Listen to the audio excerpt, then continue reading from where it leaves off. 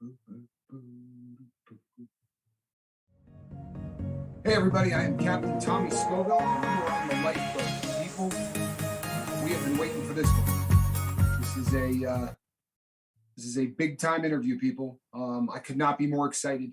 You know, when we started to do the interview series, we had talked about bringing people on who have had a lot of sobriety underneath their belt, and that acts as a motivator to a lot of people as they're trying to get sober and they're trying to work through fighting the good fight. However, what we're doing today is completely different, and honestly, I'm more excited about it.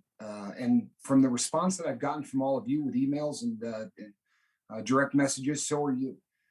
Today we have Joe going to be doing the interview with us, Joe Birdwell. And you know Joe, he's been in the live feeds, he's there constantly. People, today is day 13 in this man's life, really in his new life. This is page 3 Joe that we're talking to right now. And this is an amazing opportunity for the world to watch what recovery looks like. You know, so oftentimes you talk to people who they're either struggling or this is somebody that is coming out the gate right now, thankful, and really could not be more excited about having him on. So I'm not going to waste too much more time talking. Joe, so good to see you, my brother. I'm glad you're here. Glad to be here. Yeah. So, you know, basically what we do here, you've watched some of these. What I'd like you to do is just tell us a little bit about your story. I mean, everybody knows you're at, day 13, but give us a little background. Let us know how this all started. Well, let you know how it all started. I have to go back until I was about 5 years old when I first remembered. I remember going to kindergarten and seeing a cop and teachers that put on a little program for the kid, little drug awareness program. They brought a display case out with all kinds of samples of different drugs, and you stay away from this, and I remember seeing marijuana in that drug case, and I was devastated. I couldn't believe that was illegal, because my parents did that like cigarettes, I mean, they smoked every day in my house around us, and I remember right then I had to start putting on a mask right then, and just, what if they find out? I knew that, they'd come and take me or something, and it started from there. My mom was 14 years old when my dad married her. So she was pretty young, and I remember seeing her get the belt as much as my brothers and I did. I mean, it was a bad deal. I mean, I think there was probably over 90 something domestic violence cases or calls, that they never went nowhere because my dad was real good friends with the DA, and anyways, it started from there, and it went on like that for a while, and then they were both alcoholics.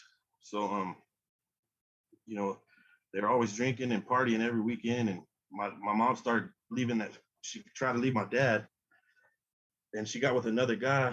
And there was a fight every weekend. It was a fight every weekend. My dad would go fighting with his in-laws, which was my uncles and aunts and everybody. They all did drugs and drink.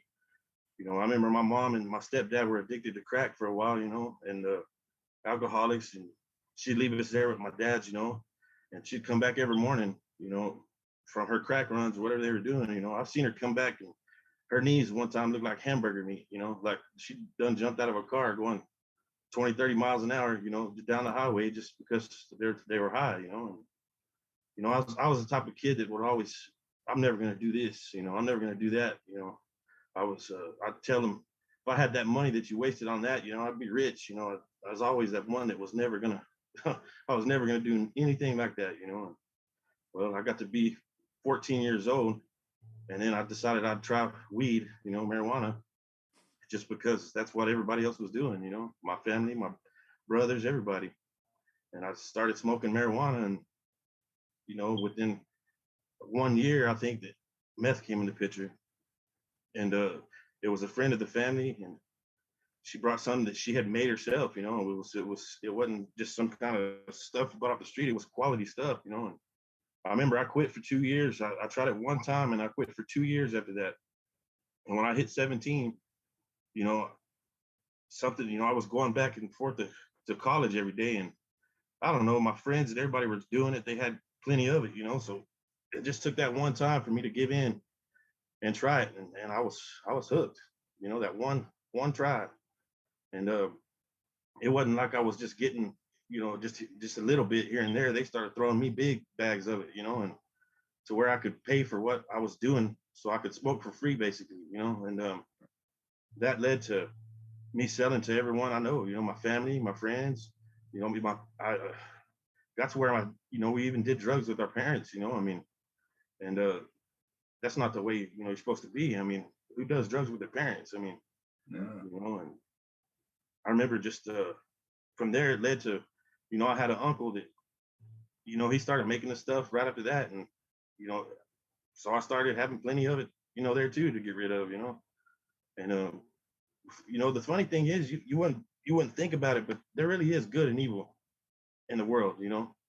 I mean, as soon as you try to do something good, it's always gonna be something's gonna be trying to stand in your way. I mean, I ended up getting connected with somebody else that, was deep in Mexico or whatever, and they were throwing me large quantities, to where I had more than I knew what to do with. And, you know,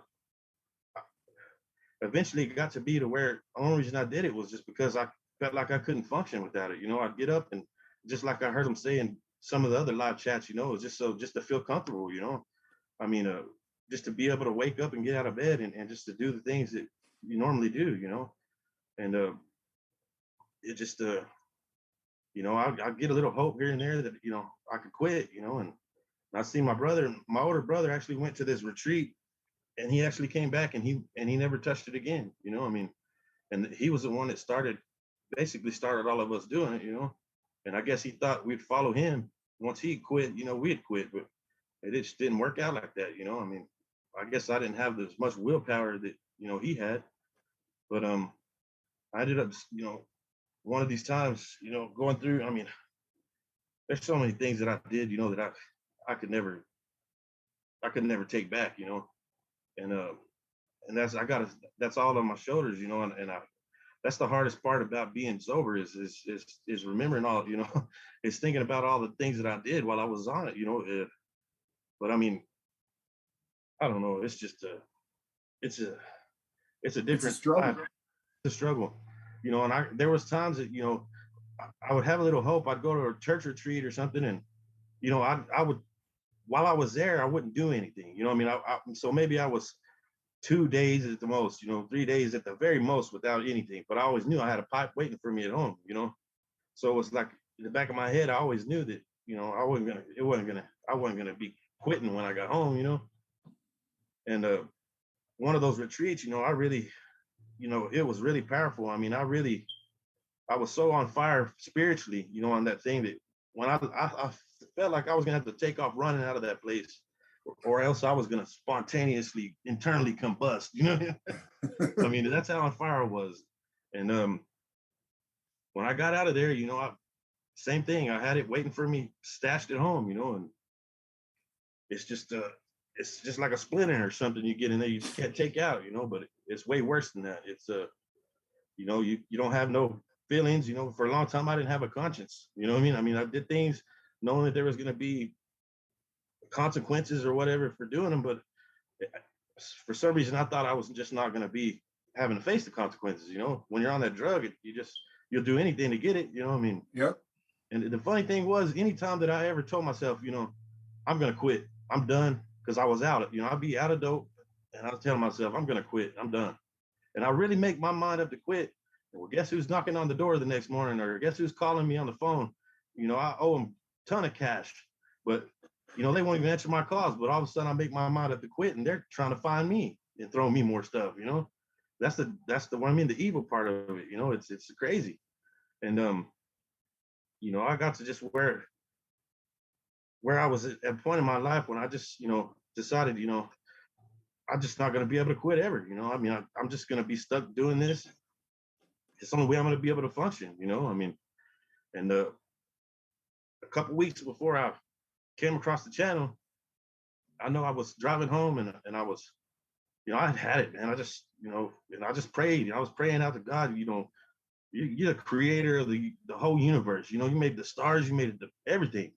You made me, and surely you didn't make me to be this way. You know what I mean? Surely you made me with enough willpower to say no. You know what I mean?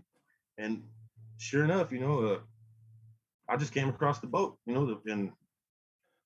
And I and I don't know what, I'm pretty sure that God had plans for you when all the struggles that you went through with your addiction, going to prison and everything. I think it was his plan the whole time for me to come across you in the channel, you know what I mean? Because it's divine intervention. That's all it is.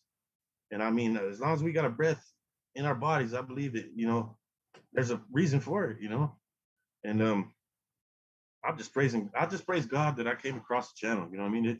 And I mean, I don't know what else to really say. It's just been a You know struggle. what? I'll tell you what, Joe. I can't begin to tell you how proud, not just me, but everybody here. I hear it every single day. And now, to hear, that's a tough childhood. You know what I mean? The story where I can't tell you what that did to me. To hear that at 5, when you looked in that case and saw weed and realized it was what your parents were doing every day, I can't imagine that. I really can't. I had a really beautiful upbringing. I screwed up in spite of everything that was great. You know what I mean? My parents were there, but I mean, it makes sense that, especially meth, if you look at the how that drug works. I mean, it was releasing all of the feel good chemicals you should have been getting normally in life. So the first time you start smoking that, and all of a sudden, what another thing that jumped out at me was you said, I'm doing this to feel normal. It happens with a lot of addicts, but especially with meth really doesn't, unlike other drugs where you have the action of the drug itself doing something. What meth does is just make your body release all of those feel good chemicals that you would be getting from love, affection, a job well done, any of the things that normally your body would be doing. Now you have a switch you could throw to feel normal. So it's a courageous thing, to put that down. And I wholeheartedly believe that nothing happens by accident. Especially considering, the first time we talked on the phone and you said to me, I don't even know how I found this channel. It just seemed like, it was definitely destiny that you came across the boat. And Joe, the number of people, whether you realize it or not, the reason you're on here now, when we started and Mark and I were talking about doing the testimonials, this was not something that had crossed our mind, but it's just such that you have affected people from the very first day that you came on and said, I've never tried to quit, really truthfully tried until now. So many people were affected by that. And I know the number of people that are going to be affected by hearing this story. I mean, if that's not a beautiful thing, now in your life, you have the ability to have feel good chemicals getting released because you're doing the right thing. I mean, that's absolutely beautiful. I've swept things under the rug for long enough, you know what I mean? And that hasn't worked. I've done all these things, I went to church and I love God. I love church, but everyone in church, they get up and testify how God's healed them. He'll change your heart in the blink of an eye, but he'll spend the rest of your life trying to change your mind. Yeah. And that's where the battle's at. It's in our mind, and I tell you, like my parents, they were young, but they kind of grew up with us. We kind of almost in a sense raised them. You know what I mean? And Yeah. they came a long ways too, but in these years that I've been doing this, I realized that every time I'm selling them something or giving them something, I'm giving them poison, and that's one thing we had to learn too with my dad. I sit here and hid out for weeks, and lying to my wife, telling her, I got a job here, I'm doing this and doing that, and the whole time I was hiding out over here in my backyard in my dad's house and just chilling, hanging out with him, doing drugs, and before you know it, it got to a time to where, all of a sudden he got sick, and it was on Monday he got sick, and well, we were driving around out there, and they just barely built a funeral home here in town, and the funny thing was, we passed by that funeral home, and he was like, "Man, I wonder who's going to be the first one to shake it in a new funeral home." And it just so happened that it was him. I mean, by that Wednesday, something told me to come check on him. He wasn't answering his phone, and I came over here, and I knew something was wrong. And from that Monday to that Wednesday, he was so sick from some bad stuff. That bad dope that he had got that he was dying already. I mean, and that's one thing I had to deal with. I tried to save him. I tried to do everything I could to save him. You know what I mean? And the funny thing was, when I realized that the only thing that was going to save him was God, because that's how to the point he was dying. And I kneeled down and grabbed his leg and I started praying for him. And God answered me. And he gave me a memory about 2 weeks before that where I was going to help him unload a dryer out of the back of his car. And something inside told me, get that dryer by yourself. He looks like he's tired. He's old. And so I noted it by myself. And I was thinking, man, a better way. You need to show your dad a better way, And I got that memory when I was praying for him that, that was your chance to show him. You blew it. It's too late now, and it was kind of put me in a panic when I got that memory in my head. But I mean, we go through things in life. Everything happens for a reason, but you know, uh, it's just crazy because that didn't get me to stop.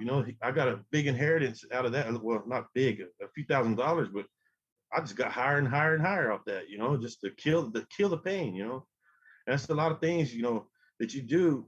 The reason I did it, for so long, I think is a lot of it was to numb the pain, because when you're on it, you don't have emotions like you should, all your emotions are clouded, uh, it's hard to feel anything really.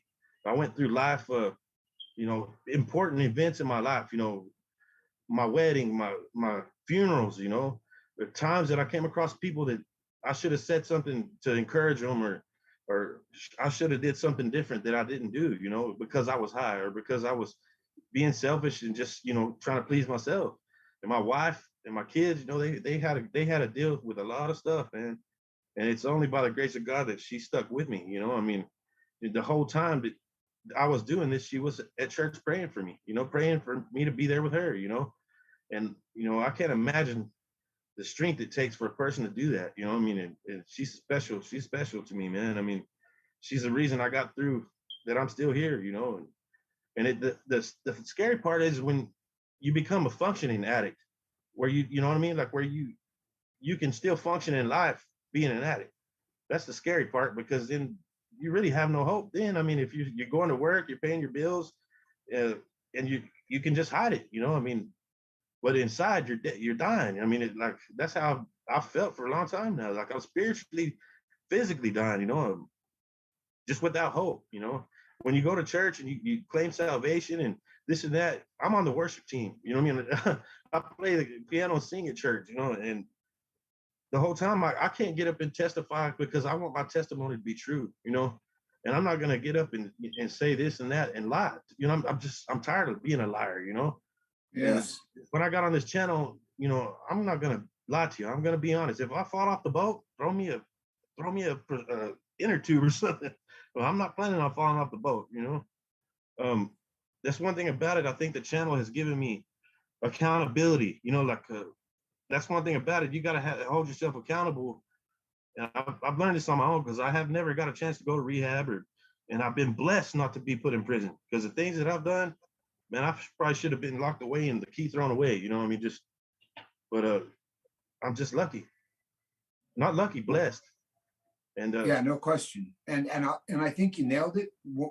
Right in the beginning when we first started talking, you said to me, I got an email from you that said, "Look, man, I come to this boat every single time I get a chance. If there's anything that I can do to connect more." And I mean, that just, like I said, the reason that you're on here today is because you're on fire for sobriety. This is something that is that's a passion in your life. And we want to make sure we stoke that every single way we can.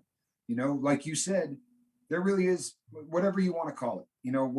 I try not to shove my beliefs down anyone's throat here on the boat, but whatever you want to call it, there is definitely a force out there that is good, and there is one that isn't. And like you would say, even owing these guys money, all of a sudden, I'm ready to quit, and they're at my door. Well, I'm telling you right now, you got an entire crew of people at your door right now because you're ready to do the right thing. Yeah. And seeing your wife's name in the comment section, if you knew how many people, I'm telling you, if you knew the number of people that said to me, like, they wanted me to stop the car on the freeway and jump out to make sure that I responded to this. You know what I mean? Hey, yeah. Joe's wife's in the comment section. need to get over there right now. And that's the dream of this boat and this channel. I mean, the dream was that we're going to create a family, and that family is going to look out for one another and make sure that, like you said, hey, look, it does happen. I believe wholeheartedly a year from now we're going to be celebrating your year anniversary sober. But if you fall down, there's not going to be anybody yelling at you. We're going to be there to pick you up, and there will be accountability. Now you got so many people looking at you, Joe, and rooting for you that. It's really a part of everything that we're trying to do here. This is why this testimonial tonight, this interview, is so much more important to me than hearing about somebody that's 6 years sober. I mean, I love pumping my fist in the air when somebody is 6 years sober. That's awesome. But the people that really need the hand like this isn't somebody that's got 6 years. They need this one. We give them the high five. But the people that need the hand are the people that got 13 days, man. You're closing in on 2 weeks. You're doing it. I've never really even been able to make my mind up to, to it's all in the mind, man. Mind over matter. If you can overcome it in your mind, I think you have a better chance of, being successful. And this, it's just something, I've came across the channel a couple times, from Mark and Wages World. I was watching Space Weather, and I seen him, telling people to go check out the channel. And I looked at it a couple times and listened, and it didn't click at first. And then all of a sudden I came across this goodbye letter, or this goodbye letters, and that caught my attention, man. And it really challenged me, to go back and to treat it like it was a person, like a person that, just like that, treat it as if it's a person, and man, it wrecked me, man, trying to go back and to go back, and from the time that it started, I seen my uncle and aunt just destroy their whole family. I used to stay at their house as a kid, and we go bowling every weekend. They were a happy family. And I seen Crystal come in there and just destroy the whole family, and that wasn't enough to keep me away from it. When I finally gave into it, she was with me she's been with me for 17 years, man. I mean, time flies when you're getting high, especially. And the money that I wasted, on that, man, and just the time, you can't get time back. Time is precious. There's no money that can buy time, Yeah. And I can't see myself being that person anymore. I don't know. It might not sound like a long time to y'all, but it's eternity to me, man. This is No. If it didn't sound like a long time to us, Joe, we wouldn't be doing an interview right now for the world to watch. This is a milestone, and it's hard to explain, especially in the beginning, because as simple as this is going to sound, there's a page 2 Joe and a page 3 Joe, just like there's a page 2 Tommy and a page 3 Tommy.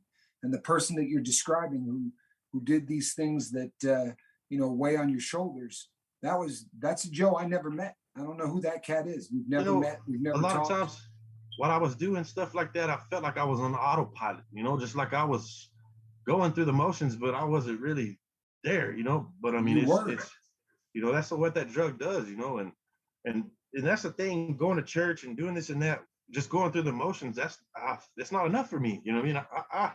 I know that there's something more, and I'm just I've been a failure my whole life. I feel like, just did everything, but I found a little hope, in the boat, and that's all. It's plain and simple. And people on the outside watching, they can say this and say that, and they might not understand, but I do believe y'all understand. Y'all know the struggle, and y'all not gonna judge me. And I get in the comment section and I'm commenting because I want to encourage people, even because that encourages me. That's the only way I'm gonna stay clean, is if I fight the fight. That's the way I see it. Yeah. If I'm not, either I'm gonna be doing drugs or I'm gonna be going against drugs. That's the only way to stay clean, is the way I see it. Well, I can tell you right now that the rest of you can't see this, but I can see the first mate, Mark Wages, and his head has not stopped doing this for 35 minutes, because Mark and I have had this conversation without you here. I'm telling you, this is the conversation that Mark and I have had. I don't know how many times. It's, for a great many of us, it's exactly what it is. You're either fighting it or you're living it.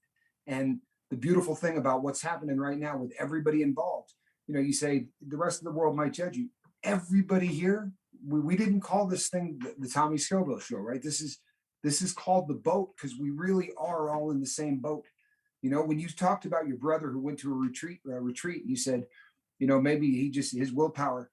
No, there's a difference. There are those of us who wind up in the boat. Just because you did drugs doesn't necessarily mean that you had that makeup. You do. I do. Mark does. All of the people in the comment section that you talk to, we have a switch in our brain that got thrown by the chemical that other people don't. There are people who can do dope for 2.5, 3 years and then just walk away and be like, yeah, that was fun. I'm done with that. And then there are those of us that it takes over. When you said you were on autopilot, I don't know how many times we've said it. You were a country and you had a dictator running that country.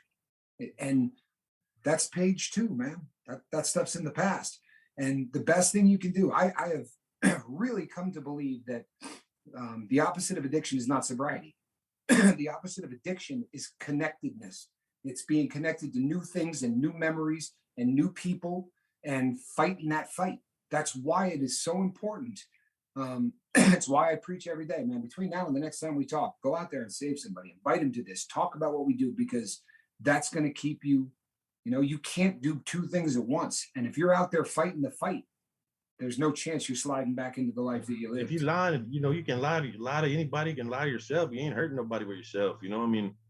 And that's what I've always done. As a kid, like I said, I see that case and I said, man, I had to lie to my friends, all growing up, because they come over and they see my dad in here rolling a joint.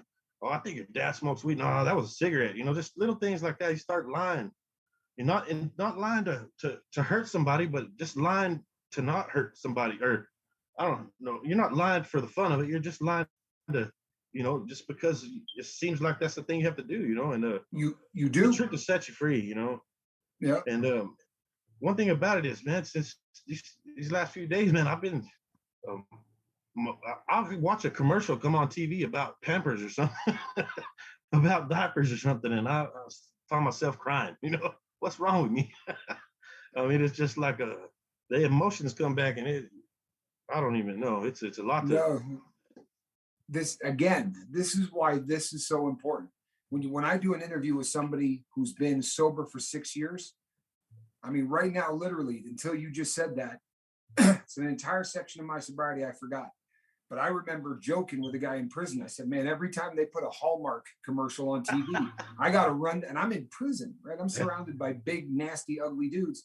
And I mean, a commercial would come on and I'd go and get up and go to my cell, because everything had me so emotional. I'll tell you why. Because you haven't had any emotions in 17 years. Yeah. So now you got a brain that's trying to figure all of this out at the same time. And you really get overwhelmed. And the beautiful thing is that not only are you doing this, but you're saying to the entire world, go ahead and watch this, because if it's going to help anybody else, I'll come on here. And it was great, because when obviously people, we don't, we try to not just throw somebody on here. We talk to them a little bit, ahead of time. And the coolest thing was he said, look, man, I'm just going to go out there and tell the truth about everything. I'm just going to go out there and be me and tell the truth. And that's, it's the best advice for life right now. This drug is not the only addiction that I've had. I have a highly addicted personality. I try something that I like and I'm stuck, and not only am I, but I'm not going to keep doing this and doing that. And quitting this drug, I quit weed, pornography, there's a lot of things that eliminate this one thing is going to be eliminating a lot more things, and if, that's the way I see it. If I could conquer this one, I'm going to be picking in high cotton, Yeah. And I'm not turning back, I can't say that I'm not going to ever fall off, because I can't say that. I'm just going to take it day by day. Right now, I got enough days under my belt that I'm feeling pretty confident, and you're not going to do it today, though. No, I'm going to take it day by day. I'm not going to look tomorrow, because tomorrow ain't promised to me anyways, That's it. Yesterday's gone, and I can't do nothing about that. So I'm just going to look at today. And, that's what it always says in the Bible. Today is the day. It don't say tomorrow, because tomorrow's dark for everybody, And I think that's the only way I'm going to be successful is day by day, And, there's enough worries for today, in today, Don't worry about tomorrow. I'm worried about today. Well, it's almost over. So. And so tell me, you got 13 days in right now sober. How much has this changed the relationship with this woman who's been praying for you to come out of this for so long? Has this just been incredible? It's been incredible. She's one thing about it is I showed her the boat. I showed her the channel and the comment, the live chat. It just trying to show her what I was doing. And I have been transparent with her this whole time. And told her, look, this is the channel. This is what it is. And I've hid things a lot from my wife over the years. To where she didn't even know who I was really, but she prayed for me and stuck with me. But over the years, I've became where I've gotten to be a lot more honest with her about my past. And today, I don't lie to her today. as far as little white lies, how, I'm not about drugs or anything like that. I'm honest with her. But yeah, she is. I love her, and she wants to come on here one of these days and tell her side of the story too. So Yep. I told her, I'm sure you'll get a chance. You just hang in there. And Absolutely. not only that, but things that I did and put her through. She's had her own thing. Stress that I put on her. She ends up coming across pills too. Pain pills, and she's conquered that. I mean, she got a story of her own. I mean, she's an awesome woman, and I don't know what I'd do without her. She's That's motivated me since awesome. I was 15 years old. I've been with her. And it's the only reason I got through high school or anything was because of her. So, but yeah, Well, God I'll knew tell what he you was what, doing when he what a made her. gift. Yeah, You a gift. Yeah, I think he spent a little bit more time when he was making her because he knew she's gonna have to deal with me, probably. know? Yeah. Truthfully, the amount of people who have really just sort of lined up and taken your cause on as their own. I don't think you realize just how many people on this boat. And I hate that, I could not think my earlier video today when I was talking about having you on tonight at 6, I could not think of the word that, and I still can't get it because mascot's not the word I'm looking for. But you sort of your story and your sobriety and everything has really kind of become like the cause on this boat. You know what I mean? Like Your purpose, man. That's I what it catch is. these things out of the side of my eye, but when you pop into the comment section on the live feed, it's "Hey, Joe's here." It's everybody is so excited to see you coming back every day because you're the face of this fight. I think that when you had this mission in your heart and your head, you weren't yeah, there's recovered addicts, but hey, they're already recovered. You're trying to keep the boat rolling. You know what I mean? That's the whole purpose of the boat. Is to help find a way out, give people hope. I mean, there's so many people out there that like me, that they don't have any hope. I'll never quit this because I won't be able to last a week without it. And that's the story of everyone in my family, my uncles, my aunts, all of them. And I haven't been able to see them the last 13 days. I stayed at home. I've been staying at home. I just get up, I go to work, I come home, I go to sleep, I get up and go to work. That's it. And it's because I got to get stronger before I can go out there and even interact with them because I'm not gonna risk the sobriety to do that. I mean, I don't want to start all over again. I just don't want to do that. No, good for you. And that's exactly what you got to do. Until you get that solid base, surround yourself with people whose mission is to make sure that you stay sober. It's the importance of what this is. It's sometimes it's hard to try to explain this to people who aren't in the life. When I say I'm trying to put a sobriety channel together, they go, "Oh, that's great. That's a good cause." When you explain this to somebody that really needs that support, you watch their face light up. You know what I mean? It's like the first time Mark and I spoke, it was just, we understood exactly. I didn't have to explain to him the mission. He was like, "Oh man," you know what I mean? It was, it's the same reason that people are so fired up about your particular case, Joe, because this is, like you said, I mean, this is the goal of what we're doing. We're trying to find individuals whose lives can be saved because there are so many of them that, quite simply, we're not going to get everybody. We're not. So it is so exciting to every single person, every single crew member on this boat when we get one that, especially with a story like yours. I mean, look, let's be honest, man. The cards were pretty stacked against you. Yeah. With the childhood that you had, and then 17 years of doing this. That's a tough road. But statistics you got alone, 13 man. Days in, brother. You got 13 days without that garbage. You could do this.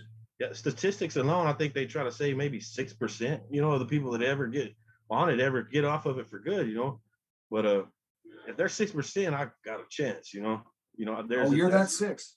Yeah, and I don't want to, I've looked into NA meetings and this and that, but I think technology is really, that's one good thing about it. This is awesome. I would have never got out and went to some kind of meeting unless they forced me to, and I look forward to this every day. Every morning I wake up, the first thing I'm looking for is a notification, see when Tommy's on board, and it's just, I thank God for what you're doing, and I believe in the mission, I believe in the boat, and And Mark, you're awesome too. I mean, just y'all know y'all working together to get it done, and y'all doing it, man. And the space weather, I'm into it too, man. Yep, it's Big time. you know what? I can promise you this. Every morning when you get up, we're going to be there, and we're going to be there at the end of the day too. You know, when things are when you get to that time of day where it's tough for everybody involved, we'll pop on there for an hour so that you can meet up with the people that love you and care about you and are supporting you, because it's working. You know, and the number of people and the number of stories. And again, people, if it sounds like I'm tooting my own horn, I'm talking about you people. I'm talking about how this idea went boom and exploded, because what what my little vision for this channel was has far out paced anything I was hoping for. This channel's on fire, and the reason is it's just like you said. Really, the coolest thing you said tonight for me was when you heard that goodbye letter. And the funniest thing was when I got the email that said, "I'm not going to lie to you," that thing kind of choked me up. I swear to you, man, right hand. I'm sitting on the couch. I got tears running down my face. And I'm like, it kind of choked you up. I'm sitting here crying reading this thing. But the letters are real. You know what I mean? There's just no way to fake the real. And you won't believe it, but I read this letter in front of my wife and my daughters, man. I mean, that's amazing. Something, a step that I would never have taken, And I was crying the whole time I was reading it to them, but they wanted to hear it, so I read it to them, and I think they were pretty in shock, but it was an awesome letter. I mean, it was an awesome way to look at it, I mean, it's a great tool. Yeah, it's a great tool, And I had spoken before about the goodbye letters. Not something I came up with. It's there's a lot of different rehabs that talk about it. But Mark Wages, same kind of thing. Mark said, "Boy, those things got to be read on the air. If there's somebody willing to let that thing out there, you got to read those things on the air." And yeah, people, the complexion of this channel changed that day in a way that, I mean, we, the growth of anything. You go like this, but we were right about here for a period of time, and it's taken off like a rocket ship since we started doing the letters, and since we started doing this, because we're putting a face to the mission. And each couple of days there's a new face and there's a new story, and these stories are touching people's lives. And the reason it's so important to have you on here today is so people don't look at these testimonials and go, "Well, yeah, maybe I'll come back to the boat in 5 years and talk about what I'm trying to do." I got 5 years of sobriety. It's about the person that's quitting today. We love hearing somebody's 5 years sober, but I'll be really honest with you. I'd rather hear I quit today. That's the one that we're looking for. That's the goal is we want people today to say, "This is my last day. This is the day that I say goodbye to this." And I go to page 3. So, man, I'm glad you came on here. Well, 5 years from now, I might not be here. I might be alive. I can't worry about 5 years, because today is the day. That's all I'm looking at is today. Yeah, 5 years from today, if I'm still around and I'm sober, I'm going to look back and I'm going to think, wow, but I'm already. Well, this video will still be up, so you'll be able to go back and look at it anytime you want. Yeah. We're not taking this down, my friend. This is a good one. This isn't going anywhere. And I would definitely like to encourage everybody that's hearing this. If you feel like the mission is too much, if you feel like, and I'm not putting any one person on blast, but there are people in the comment section, you can read them. They put their names to it, who say, "I'm getting ready. The time is coming where I think I'm gonna get ready to quit." And I'm really thinking about this. And here's a guy that 13 days ago said, "That's it." Drew a line in the sand, and every day life is getting better for this man. I think, and it's the dream. If you could just make up your mind to take that first step, I think that he'll make the rest. I mean, he'll make the rest, and you just got to take that first step. That's the hardest. The hardest thing is just you have a big bag of dope and tell yourself, "Well, I'm going to have to flush this down the toilet." And at the same time, you got that devil on your shoulder telling you, "Hey, you're going to have to spend a lot more money to get another bag, because you're going to end up looking for another bag." And I kid you not, on my way home a couple weeks ago, I rolled down my window, out the window, and how cool is that? That's the first time I could ever do that. You know what I mean? Because it wasn't easy. I'm not gonna lie, it was not easy. But I sure ain't gonna go looking for it either. Go back looking for it either. Yeah. Yeah. I'll tell you something. This is I haven't looked at the comment section. I haven't even glanced at it because Me neither. this has just been amazing. But poor Mark is going to need a neck brace by the time this is over. Seriously, looks like a bobblehead of Mark Wages. He's been just absolutely loving this, and I am too, Joe. I'm touched and I'm honored that you came on here. Your story is incredible, and the number of people that are going to draw a line in the sand because of what they heard today. And I'm talking about not people we see in the comment section. I'm talking about people 6 months from now, a year from now, 2 years from now. The story's not going anywhere. This is going to be up here forever. It's part of the fabric that is this boat now. And you're going to be there. So when people go, hey, that Joe guy, oh yeah, don't worry about it. He'll be on the live feed. This is the dream of what we're doing. And you have just put a brick into this wall that is massive. And I'm telling you, the people can show up and see the guy in the hat. This is what this is about. You know what I mean? This is about the lives of the people that are really doing this. This is the dream of the boat. And you have just put a face to the mission. And I can't thank you enough, man. I really can't. Your story's incredible. Just keep on keeping on. All you got to do is get through the rest of today. Tomorrow we'll worry about that. Exactly. That's all. If I could say one thing to encourage anybody, forget about yesterday. Quit looking in the rearview mirror. Quit looking ahead. Way ahead tomorrow, the next day. If you can make it 2 or 3 days, just worry about today. That's all you can do today. That's all that matters. It's just today. And that's the way I'm going to keep looking at it until one of these days I'm going to look back and I'm not going to even remember her ugly face. That's what you said in the letter. Can't wait till I look back and can't remember your ugly face. That's what they used to call it around here, is the ugly, ugly. That's one of the street names. Man, she sure is ugly. Yeah. Well, I have a feeling you're not going to have to look at ugly ever again. So that's a beautiful thing. And I'll tell you something. I don't know how I could put a punctuation to this story better than you just did. So I'll tell you what, people, we're going to go live tonight at 9:00. Again, I can't. Right. This is, I want the plating on this to wear off from how many times I'm going to have to pull this up and say, this one here is for Joe. I want this thing to be completely stripped down to nothing from how many times I picked this up. But, Joe, I love you, man. I really do. This is it's an honor to have you on here. Hey, thank you for the opportunity. I know that y'all were wondering about it at first. I'm glad y'all gave me the opportunity. Thank you. Yeah, no, I was so excited. Listen to this, people. Did you hear the chair? I actually fixed the chair for this interview. Not squeaking. You haven't heard one squeak, people. You have not heard one squeak. We're going to go live tonight at 9:00. We're going to be celebrating this right here tonight, partying about this tonight on the live feed. Awesome. Joe, you are the man. Keep it up. We will see you on the live feed. And Mark Wages, where would I be without you? Mark. I love you, my brother. Everybody, I am Tommy Scoville. This is the Lifeboat. We will see you at 9:00. Between now and then, you know what we want you to do. Say So something. get out there and help save somebody's life, man. Man, that was awesome. Joe,